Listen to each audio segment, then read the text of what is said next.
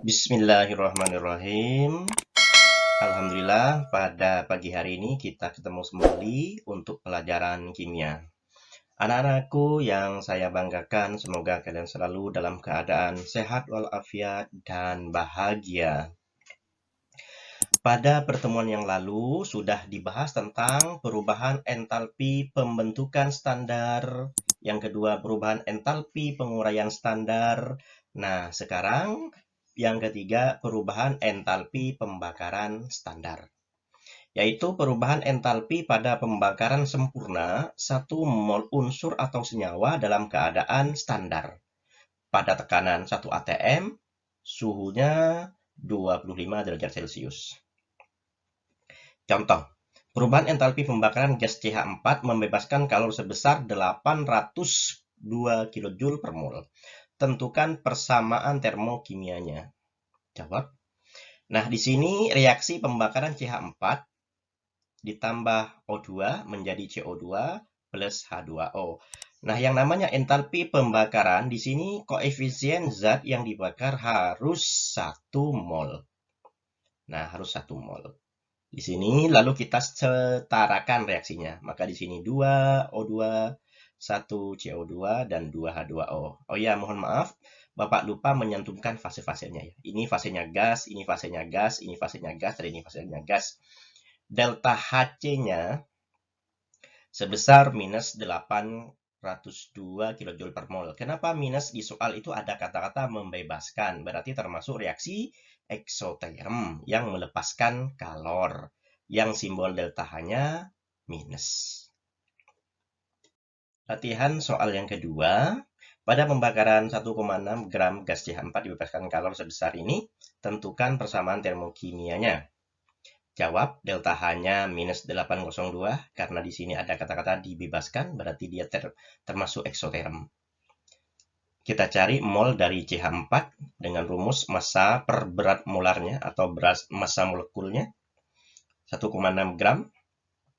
Ini 16 diperoleh dari AR-nya C itu 12, hanya 1, totalnya 4.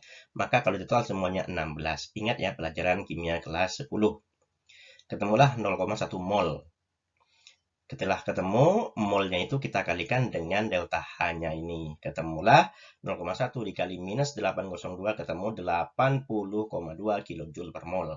Jadi persamaan termokimianya di sini saat 1 mol. Nah, ditambah O2, setarakan.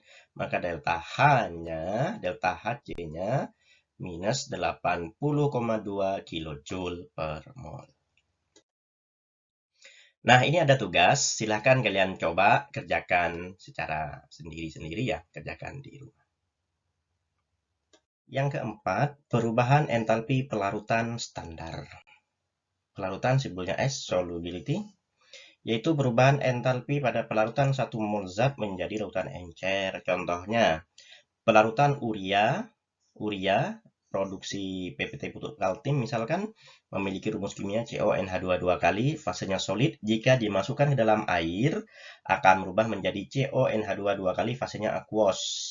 Delta H-nya plus X, katakanlah. X ini ada nilainya. Di sini simbolnya plus karena pelarutan urea dalam air termasuk reaksi endoterm yang menyerap kalor. Yang sistem itu menyerap kalor dari lingkungannya.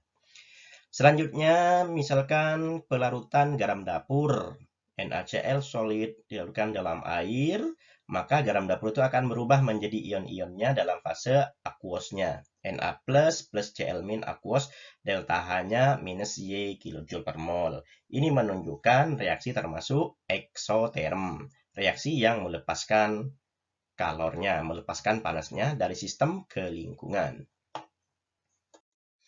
Selanjutnya ada perubahan entalpi penetralan, neutralization N, yaitu perubahan energi dari reaksi penetralan asam dengan basa atau sebaliknya. Jadi ini reaksi asam basa ya.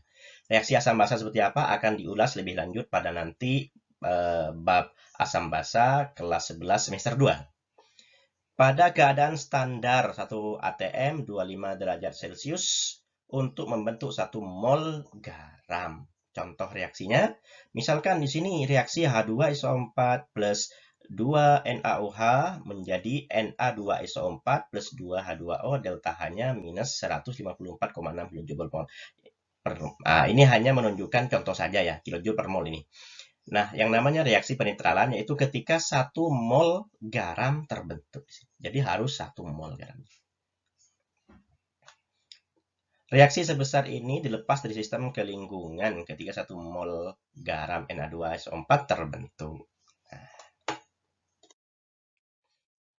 selanjutnya, setelah mempelajari bentuk-bentuk perubahan entalpi, akan dipelajari bagaimana sih cara menentukan perubahan entalpi sebetulnya. Kita dapat melakukan praktikum ya, dengan menggunakan kalorimeter atau dengan kalorimeter bom. Ini kalorimeter, alat untuk mengukur kalor. Kalau alat ini dilihat ke dalamnya, kira-kira akan terlihat seperti inilah gambarannya. Jadi ini tempatnya termometer. Jadi termometernya dimasukkan ke sini, kira-kira seperti ini. Dan yang ini batang pengaduknya. Jadi batang pengaduknya. Lalu pada penutupnya dan ada jaket dan di dalamnya ada bejana. Jadi bahan-bahan kimia dimasukkan ke dalam sini, lalu diaduk sambil diamati perubahan suhu yang ditunjukkan oleh termometer ini. Suhunya semula berapa, lalu berakhir berapa, naik atau turun. Kalau memang suhunya naik, menunjukkan reaksi itu termasuk reaksi eksoterm. Kalau misalkan suhunya turun, maka menunjukkan reaksi endoterm. Yang kedua, dengan menggunakan kalorimeter bom. Kalorimeter bom ini kalorimeter untuk mengukur pembakaran gas ya. Nah, kira-kira gambarnya seperti ini. Nah, ini ada termometer, ada pengaduknya, ada untuk injeksi bahan kimianya di sini. Kalau misalkan gas, maka di sini nih gasnya yang dimasukkan ke dalam untuk dibakar sehingga timbul ledakan ya, bom. Ini wadah sambalnya. Misalkan mau membakar alkohol 95% misalkan mau dibakar, lah kita amati berapa sih perubahan suhu. Maka alkohol itu akan melepaskan panas dan panasnya akan diserap di ini, diserap di airnya ini dan akan diukur di termometer ini. Secara matematik, dengan kalorimeter atau kalorimeter bom dapat dirumuskan menghitung kalornya Q total itu Q yang diserap oleh kalorimeternya, alatnya, plus Q yang diserap oleh air. Q kalorimeter kalau diuraikan C kalorimeter dikali perubahan suhunya. C kal ini menunjukkan kapasitas panas kalorimeter. Jadi berapa sih kapasitas panas yang mampu diserap oleh alat tersebut? Maka di sini. Ini sebetulnya tetapan. Masing-masing alat itu memiliki kapasitas panas yang berbeda-beda tergantung bahan penyusunnya. Delta T ini perubahan suhu. Kalau misalkan perubahan suhunya naik, berarti yang namanya perubahan suhu akhir dikurangi suhu awal. Kalau memang suhunya naik, maka simbolnya positif. Kalau memang suhunya turun, maka simbolnya negatif ya. Jadi delta T di sini bukan harga mutlak. Kalau memang suhunya naik berarti plus. Kalau memang suhunya turun, yang dimasukkan ke sini itu minusnya. MC delta T. M ini massa air atau massa larutannya kalau memang berupa larutan.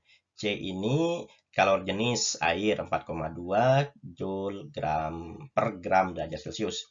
Delta T perubahan suhu. Kita langsung aplikasi settingnya.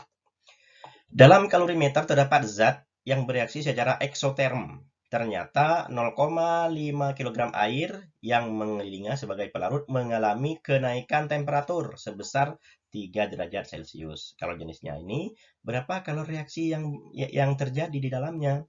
Jawab, rumusnya Q sama dengan C kal kali delta T plus MC delta T. Karena di soal tidak disebutin berapa C kalnya, maka kita dapat mengabaikan. Kita anggap 0 aja. Berarti dari reaksi ini tidak ada kalor yang diserap oleh alatnya. Murni diserap oleh airnya. Nah, C kal dikali delta T, karena di sini suhunya naik, maka simbolnya plus 3. ditambah 500 gram dari 0,5 kg, 500 gram kali 4,2 C-nya ini plus ini, maka diperoleh 6.300 tambah 0, 0 kali ini 0. Maka ketemulah 6.300 Joule atau 6,3 kilojoule. Contoh soal yang kedua. Dalam suatu kalorimeter direaksikan 100 cm3 larutan HCl 1M dan 100 cm3 larutan NaOH 1M. Ternyata suhu naik dari 25 menjadi 31. Jika massa jenis larutan dianggap 1 gram per cm3 dan kalori jenis airnya 4,2 dengan cikalnya 2500, maka tentukan persamaan termokimia dari reaksi ini. Jawab M. M itu adalah massa air atau massa larutan total. Di sini larutan terbuat dari HCl dan NaOH yang masing-masing volumenya 100. Maka 100 cm3 ditambah 100 cm3. Ketemulah 200 ya. Lalu dikalikan massa jenis. Karena ini masih satuan volume, dikalikan massa jenisnya hingga terbentuk satuan massanya. Ketemulah M-nya 200 gram. Perubahan suhunya dari 31 menjadi 25, akhir kurangnya awal, ini plus 6. Mol dari HCl-nya, ingat rumus mol, konsep mol pelajaran kelas 10. Di sini datanya M dikalikan volumenya. Mau cari molnya HCl ya M-nya HCl dikali volumenya HCl. Di soal tertera 100 cm3. Kalau dikonversi ke liter ketemu 0,1 liter. Maka ketemulah 0,1 mol. Mol NaOH-nya juga sama caranya. Ketemu 0,1 mol. Kita cari Q-nya. Jadi cikal sama dengan cikal dikali delta T plus MC delta T. Cikalnya, nah kalau pada contoh yang pertama tadi cikalnya diabaikan, di soal tidak tertera, dari sini sekarang tertera. Maka tidak boleh diabaikan lagi, harus digunakanlah data itu. Dikali delta T-nya, M-nya 200, C-nya 42, delta T-nya plus 6. Maka ketemulah seperti ini, ditotalin, ketemulah 17.540 Joule.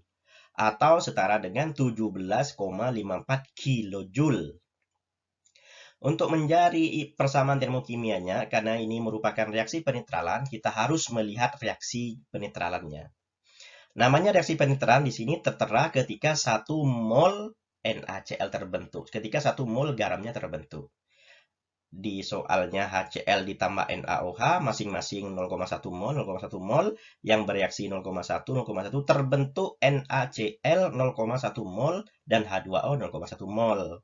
Ingat ya, tidak langsung serta-merta ini 0,1, ini langsung turun, tidak seperti ini ya. Ingat pelajaran kelas 10. Nah, sisa, maaf ini tertulis siswa. Sisa itu awal dikurangi yang bereaksi. Nah, ini habis nih, 0. Ini habis 0. Maka yang terbentuk NaCl tidak perlu dikurangi lagi, tinggal diturunin aja. Maka yang terbentuk NaCl-nya 0,1 dan H2O-nya 0,1. Kita cari delta H-nya, yaitu Q totalnya ini, Q per mol dari NaCl yang terbentuk. Di sini minus, jadi kan minus Q, maka menjadi minus 17,54 kilojoule per 0,1 mol. Maka ketemulah 1,754 kilojoule per mol ya. Mohon maaf, ini per mol. Jadi persamaan termokimianya dari reaksi ini HCl ditambah NaOH menjadi NaCl plus H2O delta H-nya minus 1,754 kilojoule per mol. Ini per mol.